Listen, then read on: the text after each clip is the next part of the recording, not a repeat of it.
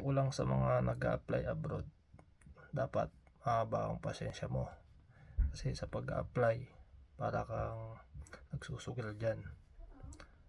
May panalo, may talo.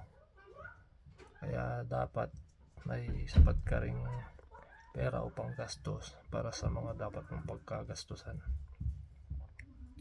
sa pag-a-apply at nang hindi ka mabaon sa utang. Kaya ako nasabi na may panalo o talo kasi gaya na lang nung experience ko, naipasa ko na yung initial interview, naibigay ko na yung mga documents na kailangan, may IELTS na rin ako. Tapos pagdating ko dun sa final interview, employer interview, bagsak ako. Hindi ako na-select. So talo, 'di ba?